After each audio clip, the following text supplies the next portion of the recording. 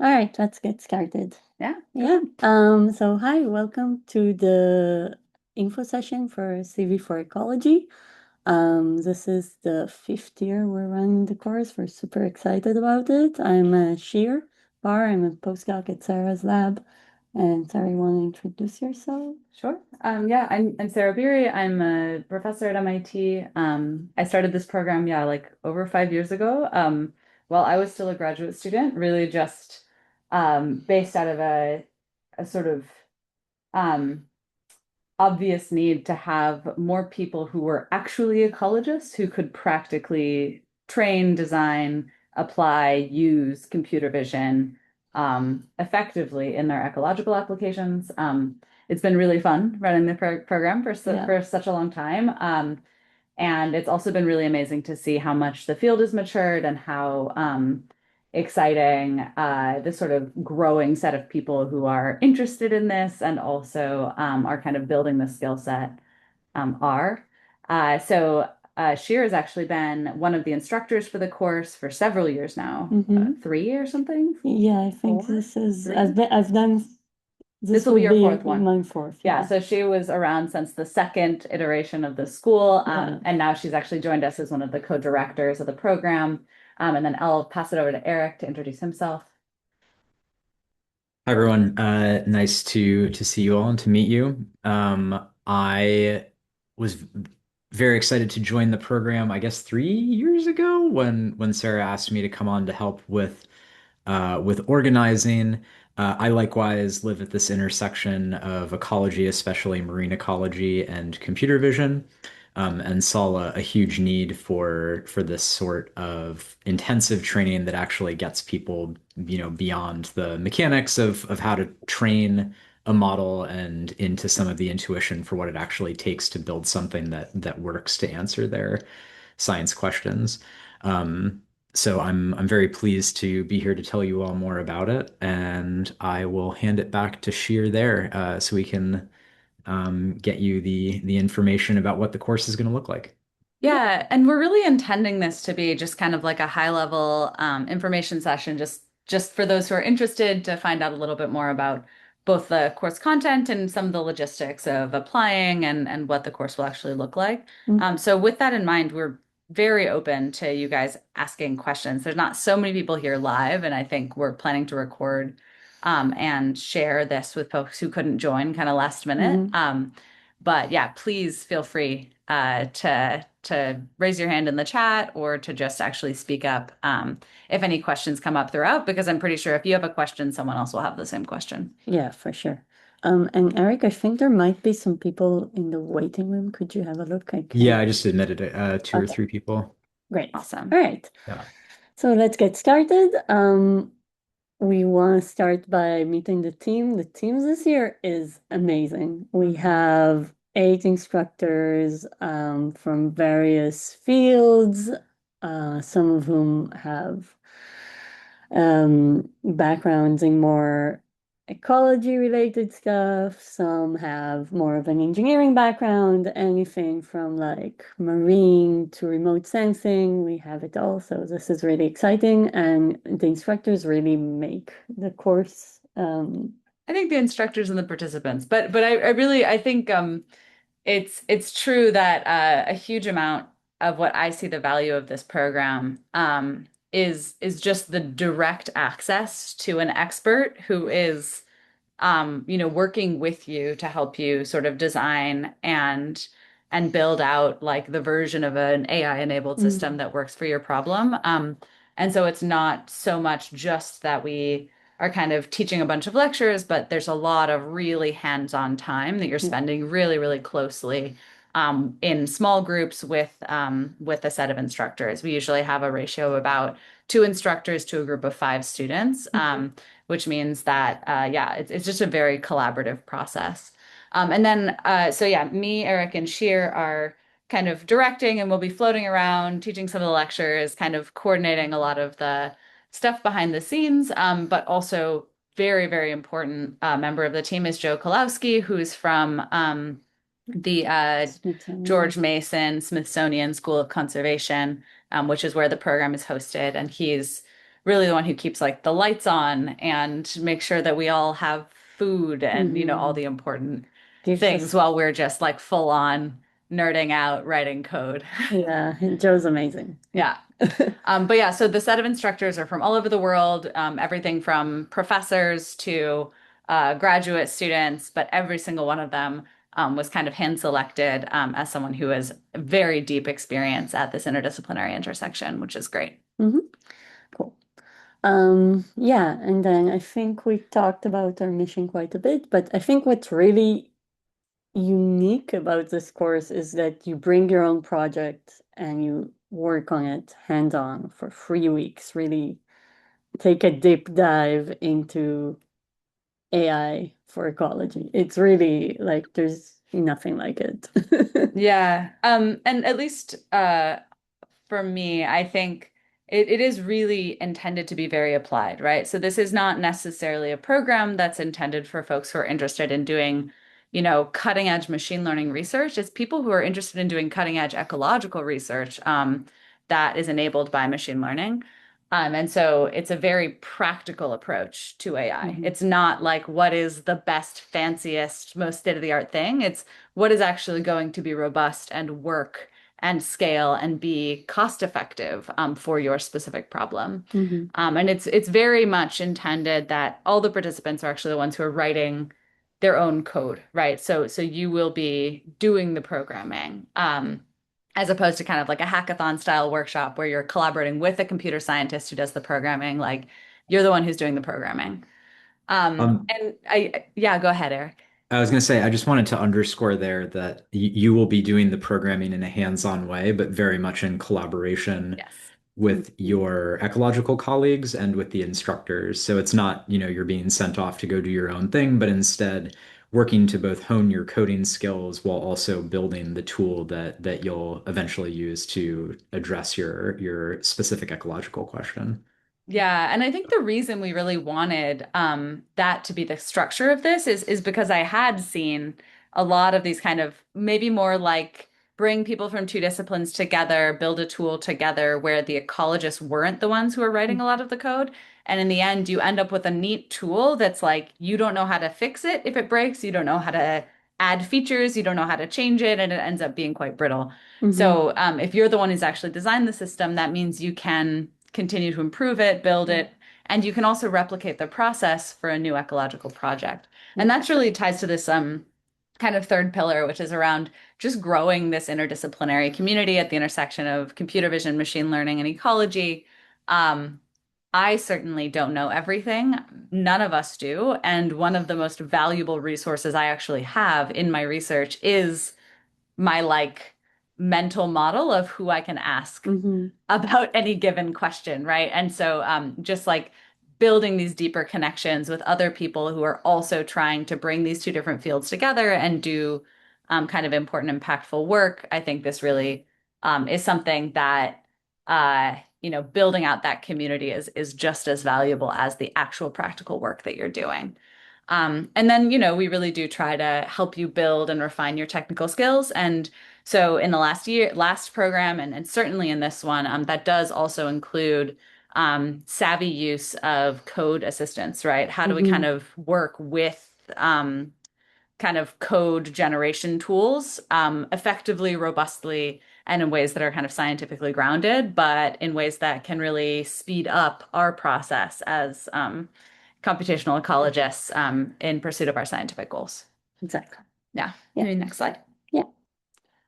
Okay, so key dates, application deadline is June 13th, and then so I will guess this is a good point to talk about the review process. So each application gets reviewed by two professional reviewers from our community, and then this is sort of an unbiased, our peer-reviewed process of getting the applications in, and then we Mhm. have a session, we score off the applicant, and then we notify you by the end of July 2026. The reason we do it this far in advance is that if you need to get a visa, Yeah. you have time to actually go through the process of obtaining a visa for the course. No, and I do think this is something we do want to flag. Like we've Hmm. certainly had mixed success with people who are applying for visas from countries that are just difficult to access the US. And we know, that this is only getting more challenging. Hmm. So certainly, if you do get accepted, and you are coming from a country that might be a challenging to get a visa for the United States, we absolutely recommend that you start that process as soon as possible. Hmm. So because of the structure of the course and kind of the intent to be very collaborative and very in person, we just aren't able to support fully remote participation. Yes. And we also understand that this is, a complicating and limiting factor for people from different parts of the world. So we're actively working, with, for example, the African Institute of Mathematical Sciences and actually also with some folks at IIIT Delhi to try to just like understand what it might look like to have versions of this course in person, but in countries other than the US, just sort of because we're aware that this is actually a limiting factor in terms of who can participate. For sure. But we are not going to be able to support fully remote participation. So if you aren't able to get a visa, we basically would encourage you to again apply maybe the next year. And then also we'll just keep you updated. And, it sucks, but it's kind of just the reality of the Yeah. situation. Hmm. And then I guess for the workshop dates, it's going to be January 2027. This year, we're trying out a new format where it's hybrid. So the first 3 days will be fully remote. And we'll touch upon that a bit later. This is June 13th till 15th. And then in person at Front Royal, Virginia, 18th till the 29th. Yeah, and the reason that we're moving to this hybrid system is because both, though we really did appreciate having those 3 weeks in person, just the costs of actually sustaining that for the Mhm. students and just to run the course in general were pretty complex. And we see this as an opportunity to try out kind of a more of a hybrid system so that remote time will be still, full time in person for a few days, but it'll be doing a lot of the kind of logistical setup, getting Mhm. compute set up, getting your data where it needs to be, like all of the kind of brass tacks that we really feel potentially we can scale to be doing it remotely. Mhm. And then once we come in person, we'll kind of be hitting the ground running with kind of lectures, course content, and in-person work time. Um, and I'd just briefly like to add that another reason for starting the process so early is that there's a lot of contact between participants and Mm. the instructional team leading up to the class. We try to help get data prepared, assist with Python preparation, those sorts of things, so everyone can hit the ground running when we're doing the synchronous portion of the course come January. Mm. Yeah, Yeah, absolutely. right. Cool. So let's talk a bit about the course content. Yeah. Do you Go. want Oh, sure. to? So yeah, I think at a very high level, what we kind of hope everyone learns when they participate in this course is how to start with an ecological research question and turn that into a practical and solvable, robust computer vision problem and then actually translate that back into the ecological measurements that you're interested Mm. in Yeah. collecting and estimating. We also hope that you'll learn, and this can be difficult, right? How to read literature in a different field, how to read computer vision, machine learning, artificial intelligence literature, and very importantly, how to read between the lines, because, everyone overclaims in these papers. How do you decide whether it's actually worthwhile and worth your investment to try something? Mhm. Based on what you're seeing in a paper. Um, we hope that you'll learn how to kind of efficiently design basically machine learning experiments. How do you kind of curate representative prototyping data sets and split them up between training and testing so that you can make good progress on the methods while keeping the experiments cost effective, Yeah. efficient, and also representative of the things you actually care about. We hope you'll learn how to kind of pick and choose and modularize from existing computer vision tools. So you're not reinventing the wheel, you're Mhm. kind of making the best of what's already available and kind of stringing these things together in a useful way and even potentially adapting them. So kind of building on what's already there instead of starting from scratch. Um, And then also thinking very carefully about how we evaluate the models we generate, and increasingly how we actually use maybe imperfect machine learning models to still generate robust ecological estimates. So how do you Mhm. kind of work with a model that, of course, will never be perfect, and still ensure that your scientific interests are being captured and not being biased by the incorporation of the machine learning model. Next slide. Yep. So the way we actually teach the course is pretty diverse. We tend to have a lecture every day, and these lectures are really intended to give you this grounding and the foundations of the methodology, the tools, maybe some interactive exercises around programming. We bring in speakers, external speakers that are kind of big names who are experts in this interdisciplinary space. And they talk about kind of their own process, what's worked for them, what they're thinking about, what their research looks like. It's really designed to be like bring your own problem. So when you actually submit an application, and we'll talk about the application structure a bit later, you're submitting a project, right? You're submitting like the thing that you hope to work on at the school. And this, the hope here is that we're sort of again just teaching you how to transform some sort of like ecological need. Like, okay, I have Mhm. 10 million videos and I just need to get a good estimate of the abundance of this species, right? How do you transform that ecological need into some sort of robust plan, experimental plan, assessment plan, design plan?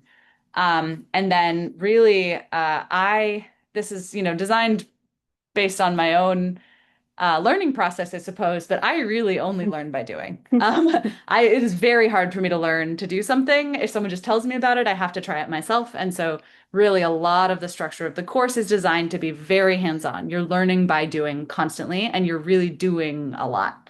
Um, and And then, yeah, you're in small groups, you're building like these deep connections, and you're learning with and from the other participants. Every year, we've always seen sort of like some people come in with some types of experience, others come in with others, and they're sharing across.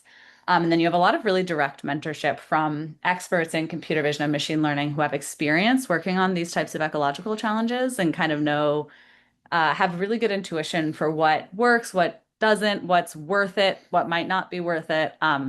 But also sometimes, it's all of us putting our brains together to try to come up with the best plan, mhm. given something pretty new. So one of the participants last year was working on detecting whales in distributed acoustic sensing data, which is a pretty new modality for Everyone. everyone globally.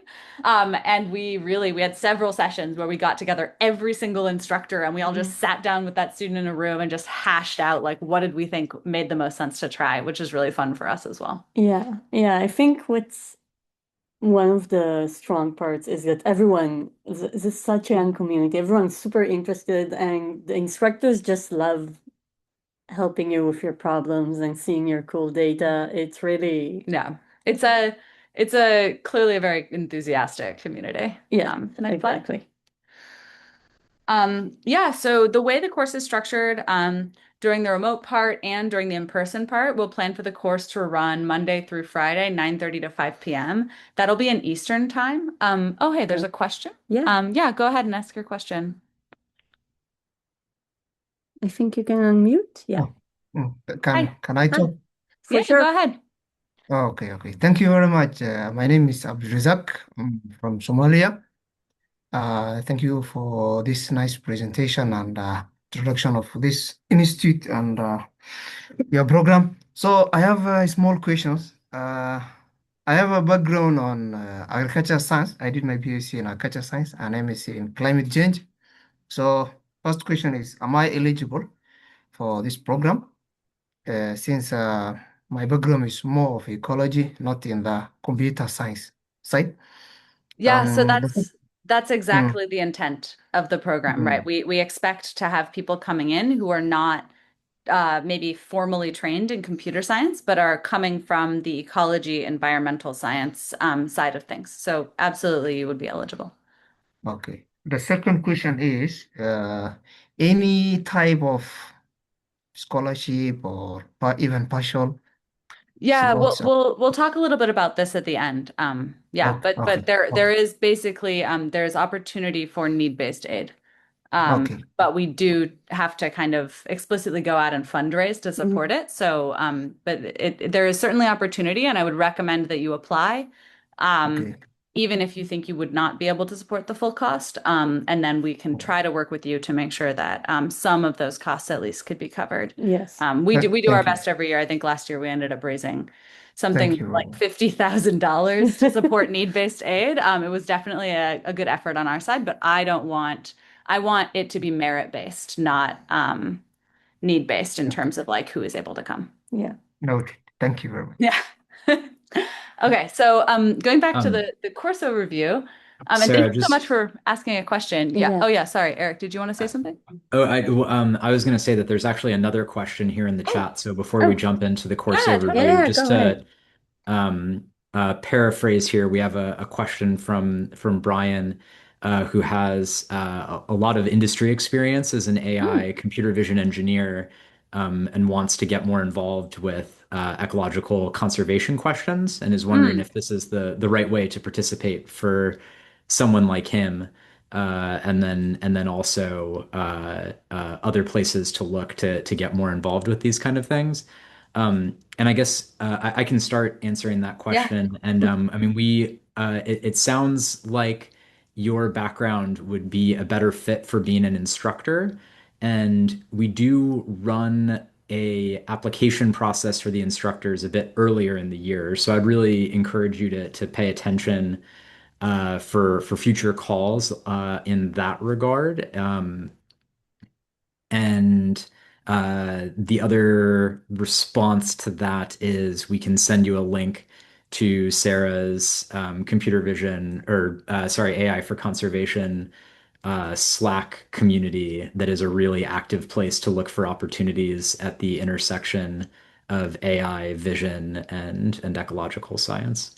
Yeah, Um, people are often on there asking, or sort of like bringing up problems they're working on, Mhm. asking for, advice. And so depending on kind of Brian, like what kind of are you, if you're anything from I'm looking to get a job doing this to I'm looking to get my feet wet, assisting on a project, I think there's definitely opportunities to find people who would be interested in that community. Mhm. But yeah, I agree with Eric that this program is really intended for like ecologists, environmental scientists, conservationists who are collecting maybe vast volumes of data or have kind of big scientific questions they're trying to address or conservation management decisions they're trying to assess. But they are sort of trying to figure out how to use machine learning tools to help with the processing and analysis of that data. Mhm. So I don't know if that totally fits where you're coming from, but yeah, like Eric said, we also are always looking for passionate instructors. So for the following year, you could certainly apply to be an instructor. Mhm. Um, cool. Okay. Thank you guys for asking questions. I Yeah. like it's really helpful. Cool. So the what I was gonna say is the course runs Monday to Friday, 9:30 to 5. We have a lunch break.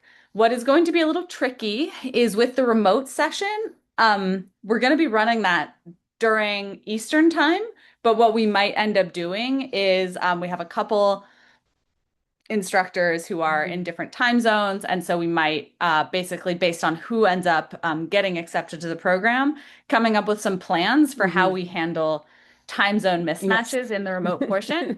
We will try to make it work, but the kind of rough plan is to at least aim to be running sort of 9:30 to 5. Mhm. But we might end up having sort of like a Europe, Africa, and like maybe like an Asia and a US, like North America, South America kind of contingent in that Yeah. remote portion.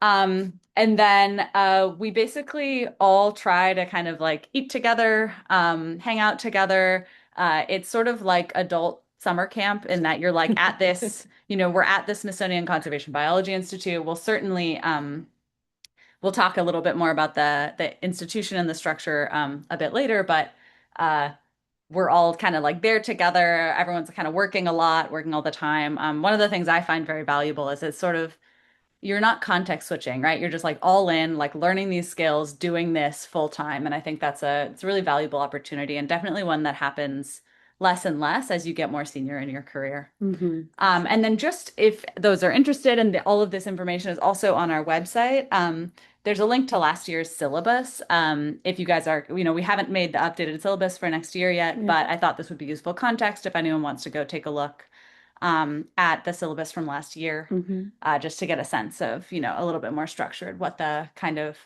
learning outcomes are. Cool. Do you want to take this one? Yeah, sure.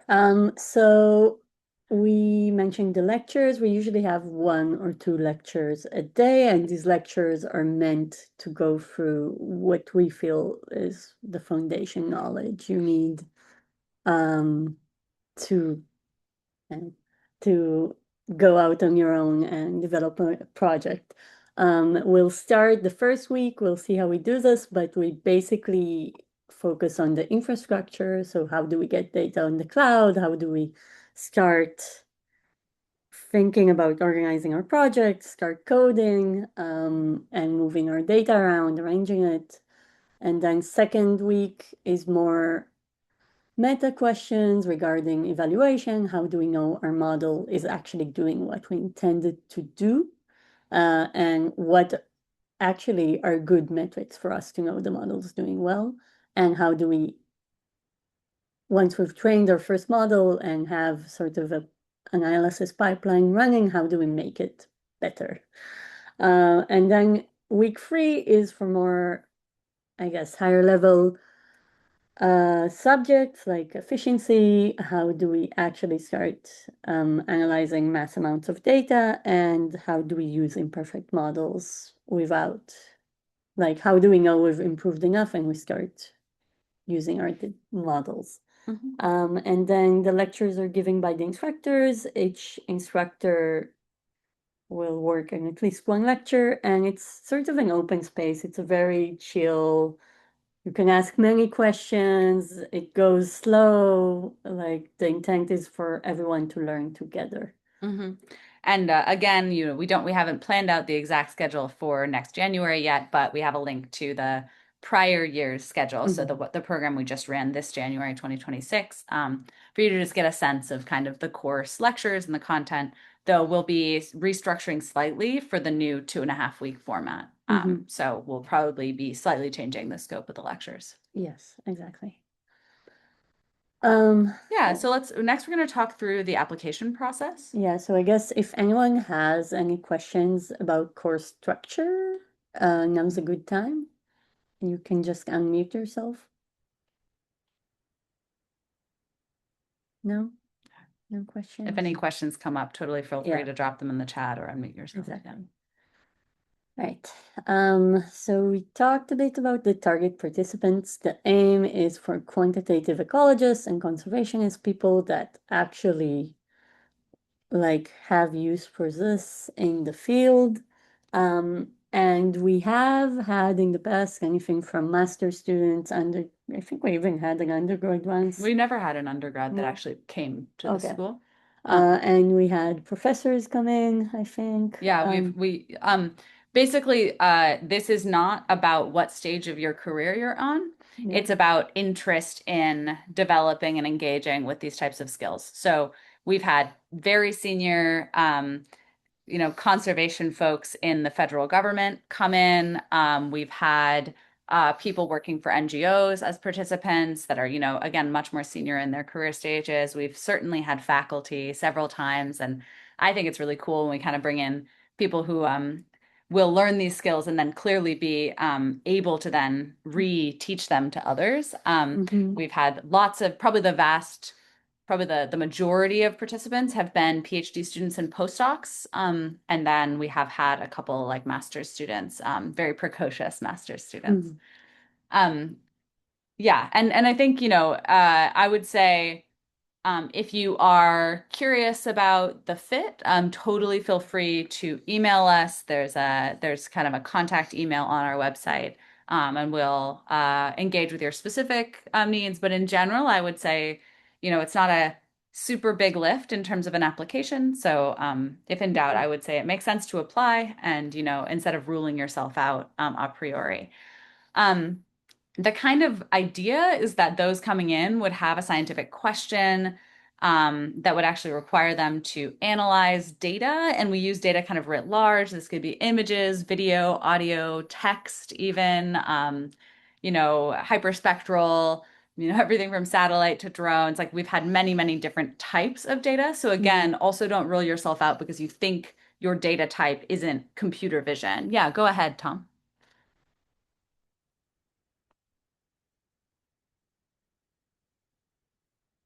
Tom, you're Oh, he's muted. picking There it we up. go. Okay, can you hear me? Yeah. Yes. Hi. Hi. Okay, hi. Sorry. Specifically about, I think I asked Yeah. you this, Hi. but I think I'll bring it up again maybe. Hi. Mm-hmm. Um, what do you think about acceleration data? Accelerometers. Yeah, Yeah. totally. This is something I that can also work for.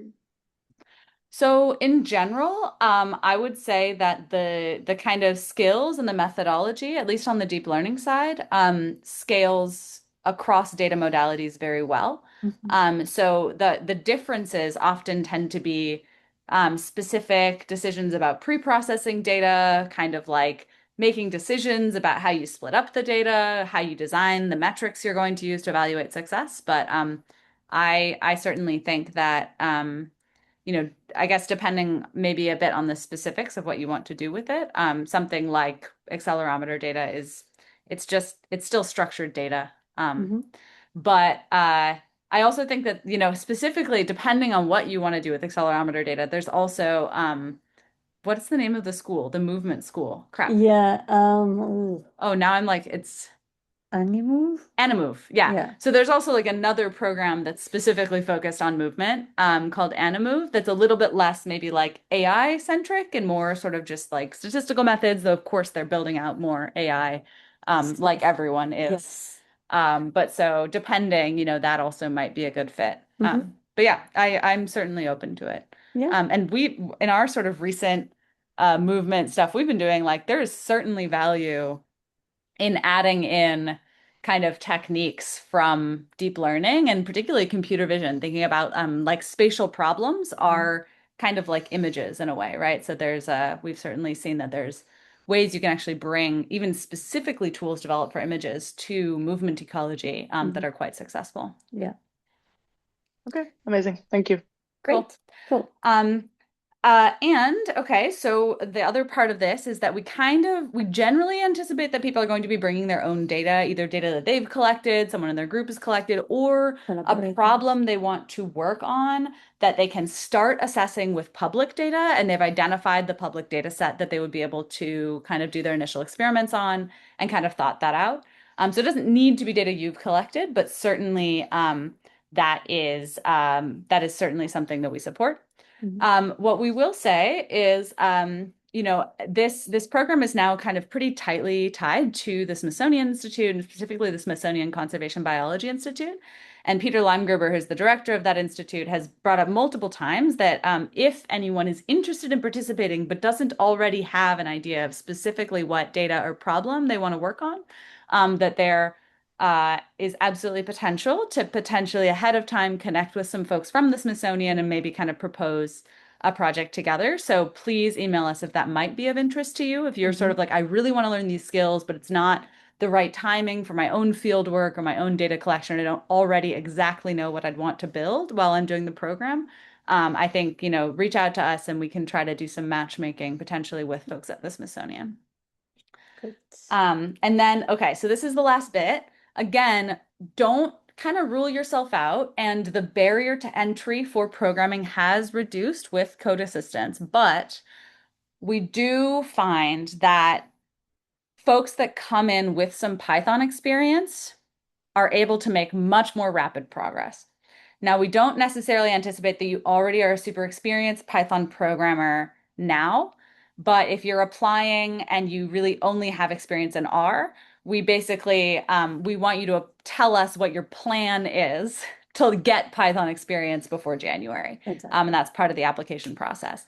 So we're very open and we'll work with you. But certainly what we have found is that those who come in who are already pretty experienced with Python, it's amazing what they can accomplish in 2 weeks, right? Yeah. And then others they might just make slightly slower progress, but they're also learning a ton in the process. So I think you would anticipate that kind of like the progress you make on your project will probably be tied to your own kind of coding proficiently, separate from deep learning. But we can work with people coming from different backgrounds. And we've certainly had participants who are coming from field ecology that have some R experience, but maybe aren't super confident in their programming. And I think it's important, they've also been quite successful in their projects. So don't rule yourself out, but if you aren't as confident of a programmer, I think it's just a good forcing function to kind of explicitly design some kind of education plan to get yourself a bit more up to speed before the program starts. And this is also something instructors in the groups help. Like once you're accepted, you get in touch with your instructor, and the instructors in the groups sort of help you form the plan. Yeah, or if you're sort of thinking through what your plan is, one of the most effective things that we found is for those who are graduate students, we just make them take a Python class at their school. Yes. But that's of course not an option to everybody. Eric, you have something to say? Oh, just that we've been slowly but surely compiling a list of recommended resources for people that aren't in a university setting. So there are definitely options there. Right. But it does require a bit of effort. But we're happy to help coach people through that. Yeah. Yeah. Cool. Next slide. Next slide. Okay. Yeah, so this is roughly the application materials. There are kind of two main components. One piece is a proposal. It's like a research proposal or a project proposal. And it's pretty short, but it's essentially just you have to kind of motivate, what is the problem you want to solve ecologically? What data will you use? And what would the impact of that, solution be? Either for your own work or possibly beyond that. And here, I think it's good to be quite practical. At the bottom, you see we also have a data form. So if you already kind of have the data in hand, and you can kind of show us some examples of what that data might look like, what the labels might look like, that's also really helpful for us. Because part of what we're kind of assessing here is kind of, okay, how are we going to help you succeed in your project, and kind of getting a better sense of that. And then the other kind of main kind of component is a personal statement, and this is kind of like your own, what you hope to get out of the school, where you're kind of coming from, what your experience is, and where you hope to go, and kind of how this experience and these skills will help you with your future career goals. And then we want a CV, one letter of recommendation from a mentor or, a collaborator, whoever. And we do ask for a programming example. This is usually just like a link to a GitHub repository, or sometimes just like some R code that's like a notebook, something. Yeah, it's fine. Yeah. Any questions about the structure of the application, or the application materials themselves, or how they're assessed? All good? Thanks for the thumbs up. Great. Can you repeat the programming example again? Yeah. Yeah. So, I mean, there's details in the actual application, but this could be a link to a GitHub repository, for example, if that's something that you have publicly available. It could be just like an actual uploaded script, some sort of programming script. It can be in R, it can be in Python, it could be in C++ for all I care. Or, it could be something like a Jupyter notebook, but basically just an example of kind of code that you've written. Yeah, it's really, it shouldn't be big. We're just want to see that you have some sort of coding experience. Yeah, and again, we kind of evaluate these applications really holistically, right? So there's certainly folks who we can kind of see that maybe they don't have as much programming experience as some of the other applicants coming in, but that their kind of vision for what they want to do with the project and what they want to do in their career, that this skill set, like being able to kind of have access to this community and this kind of educational opportunity, would be really impactful for them, for their community, for the research area they're in. And so none of these things are make or break. It's just to have kind of a broader picture of the kind of applicants, their technical background, their research interests, their experience. Exactly. It should be like a Um, complex code, like how complex No, the code should be. it's not like we're judging it based on complexity, right? I Yeah, think it's more just an example of something that you've done. yeah. yeah. And like this is not the make or break element of the proposal. This is more just thinking through, okay, where is this person at? How can we best help them so we know as we get started how to direct our instructional resources ahead of the course and how best to assist individual applicants. Yeah. We Um, also take this into account when we're kind of designing the sub working groups a little Hmm. bit, right? Because we don't use this when we're actually making the decisions about who gets accepted. yeah. But after we make acceptance decisions, we try to actually design working groups, these kind of subgroups within the course, that have like a nice mix of different types of experience, but are working on similar problems. Hmm. And so some of it is just information for us to try to make sure that your experience of the program is as successful as possible, and to kind of like structure the program as best Yeah. possible. And that we can support you and Yeah. like how how do plan the time before Yeah. the workshop. Cool. What is the meaning of data form? Data form. Yeah. So that's just if you already know exactly what data that you're going to use for the proposal, then there's an optional form where you can upload maybe an example of the data, like what's the structure the data is in, what does it look like. So again, it's actually not required, but it is sort of helpful when we're thinking about assessing, the feasibility of the proposed projects, for example.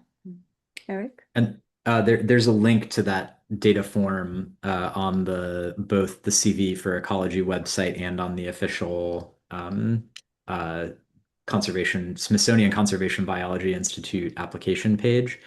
And all the questions will be displayed when you open the form, so you can open it up and take some time to think about it. Hmm. It is a guided questionnaire, so it will tell you exactly what it is that you need to put in there. Yeah. And you can also, if you have questions while you're filling out the form, you can email us. Just maybe open the form a few days before and to allow us enough time Yeah. Yeah.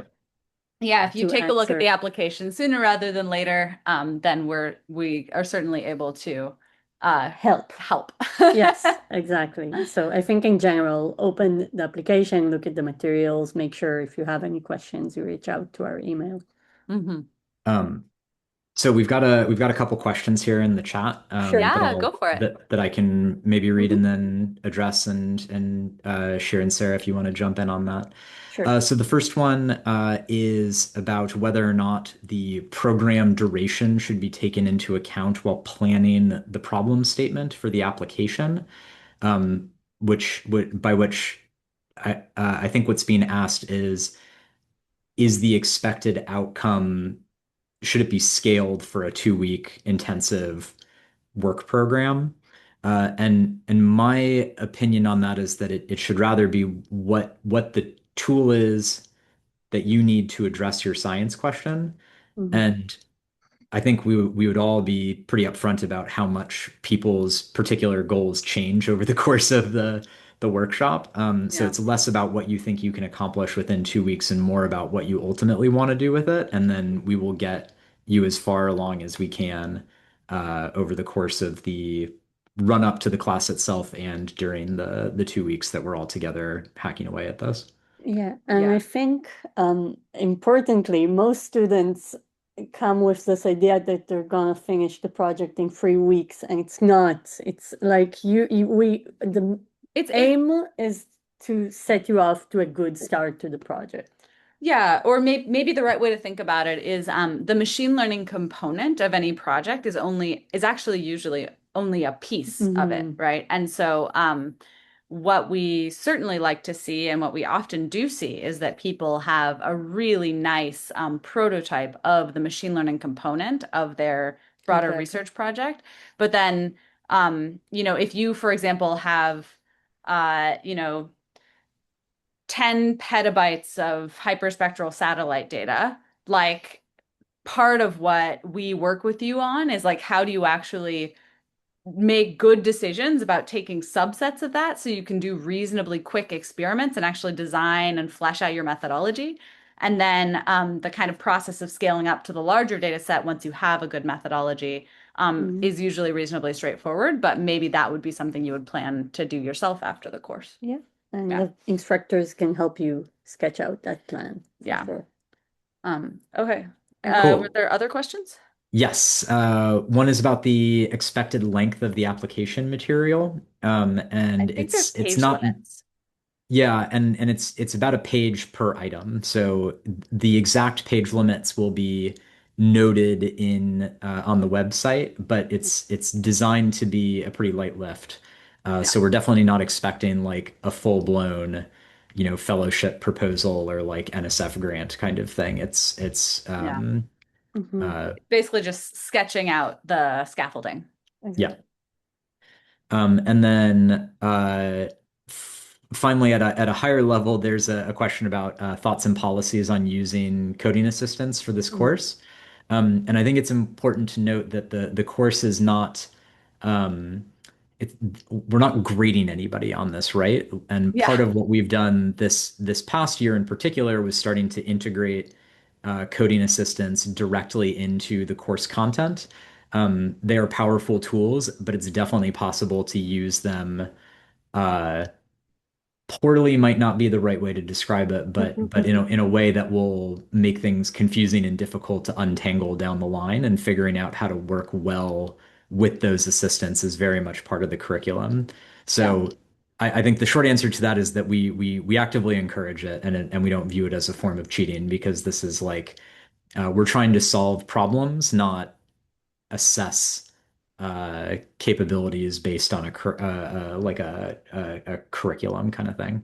Yeah, and actually even in, in the classes I teach at MIT to computer scientists, I think it's more like making sure that you work with, if you are going to work with those tools, that you work with them in a way that you understand what's been generated and you can actually go in and adapt it, correct it, build kind of the right evaluation processes for it. So we're sort of not encouraging folks to kind of willy-nilly generate, massive AI slop code bases. But we do actually think it's, Useful. looking to the future, this is a tool that is available. Of course, there's a lot of different complexities around kind of what we use it for, how we use it, where the tools are actually coming from in the first place, and we try to actually engage with those discussions as well as part of the course. Okay. Just for the sake of time, I do want to try to make sure we get through all the content. So I'm going to go through a couple of things a bit quicker. And then we'll have some more questions at the end. Does that sound good? Okay. Yep. So logistics, the 2-week in-person component of the course is at the Smithsonian Conservation Biology Institute in Front Royal, Virginia. Everyone flies into DC. We arrange transportation out to Front Royal. We have kind of like one big classroom where we all spend a bunch of our time each day, and then we break out into these small group workrooms within those small groups, doing a lot of like working side by side. For this like remote portion of the course, Sheer updated the slide. It's basically on Zoom. You can bring your own cat if possible. But it will kind of be in some amount of like lectures / coming together in the morning and then breaking out into these small groups, but really just with this very logistical focus on like we want to get everyone up to speed with like their data on the remote machine, assess the way we want them to assess it. Like basically everyone is ready to go, hit the ground running on that first Monday, and maybe even start training machine learning models as soon as possible. Yeah. While we're actually on campus, it's a very sort of, like I said, it's a little bit like summer camp. So we have meals on campus together. And then there is the opportunity to purchase meals, and they're pretty inexpensive for US prices on the weekends, but that's not actually explicitly included as part of the like program fees. And then we do provide everyone with compute. And this is like, I know, a big component of kind of making this type of thing accessible. So the plan is that everyone will have a sort of dedicated compute node on Jetstream 2 that would have an A100 GPU and about 120 gigabytes of RAM. So you should be able to train models, run inference over reasonably large data sets with this. And then we also will have a kind of collective 10 terabyte data store. But, every year we've kind of had some exceptions to this, discussions. So like, if this doesn't necessarily fit your compute needs for your project, don't like still apply, and we'll kind of work around the computational infrastructure to try to make sure that you have the stuff that you need. Okay, now we have another like 5 minutes. What other questions do people have for us while we're here? Everything's clear. Oh yeah. Hi, John. Do you have a question? Hey, yeah, thanks. I was wondering about the importance of novelty of the research question for the consideration of the application. Great question. So I think there's, because it's interdisciplinary, there's kind of novelty on multiple directions. So there's kind of, is this like something that would require some creative machine learning? Maybe that's something we would look at, but honestly, like the more out there the machine learning needs to be, the less likely you're going to really make good progress in a couple weeks. So I think that's something we take into consideration. But we wouldn't consider it like a huge positive or negative. There's also novelty in terms of like the ecological applications of some of these machine learning models. But again, like I think this is an educational course, and I see the primary output of this skill building. So I actually would say maybe the most important dimension of novelty is like, are you doing something? Are you proposing something that you don't already know how to do yourself? Yeah. Novelty for you, not necessarily novelty for science, because the intent of this is really to be building people with skills as opposed to the research output of the projects themselves as the primary objective. Though we will say, like, we've had I think actually now close to 20 research publications that have come out of projects in this course. So certainly it has led to scientific research, but my primary objective is capacity building and people. Yeah. Great, thanks. Yeah. Other questions? Just while we're waiting, if anyone wants to speak up, there's another question in the chat about the availability of financial aid. So we said we were going to address this. Yeah. Yeah. Do you want to take it, Eric? Sure, I can get started on that.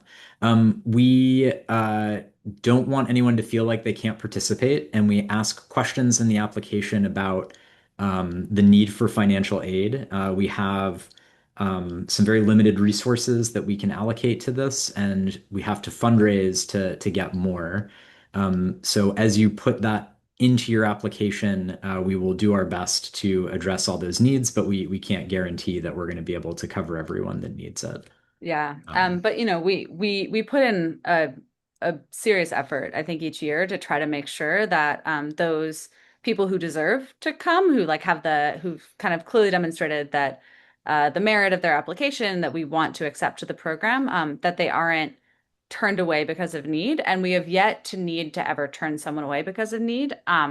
But certainly, like, we also work with students frequently to identify other opportunities for them to also apply for supportive funding. So, sometimes there are participants who are able to, secure some amount of cover some of the costs through some sort of continuing education program at their company or at their NGO, or through some sort of specific educational scholarship opportunities or travel scholarship opportunities for students. So we'll work with you guys, and we've had success helping people apply for those things and securing separate financial aid in the past.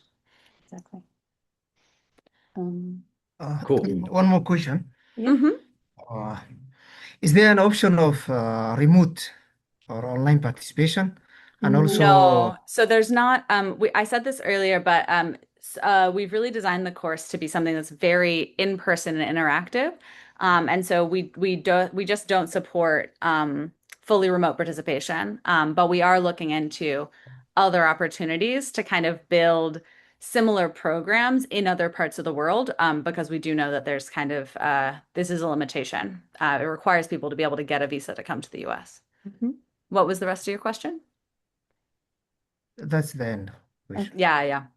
And we do try to leave enough time so that, hopefully people can at least go through the process of applying for a visa. But we have certainly had participants in the past that have not been able to get a visa for whatever reason. Actually, also in one case, an instructor who wasn't able to get a visa. And so we've definitely grappled with this. And, there's some dimensions of it that are just out of our control. Yeah, unfortunately. Unfortunately. Yeah. Right. Maybe one last question if anyone has one, or is there another one in the chat, Eric? There's another one in the chat that I think is kind of maybe a fun one to end on, which is have previous cohort participants teamed up on projects identified during the course.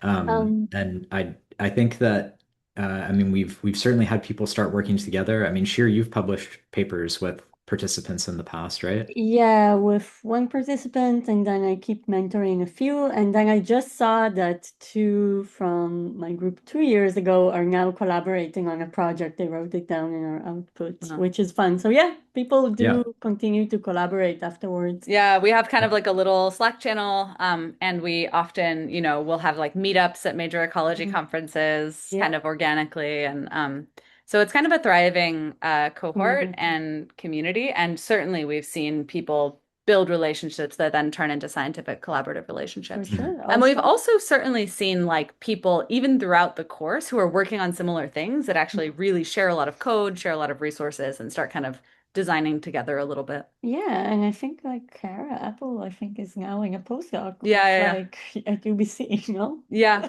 Yeah, so people definitely, I think part of the beauty of this course is you get to network with people from all over. Like you expand your network so much. Yeah.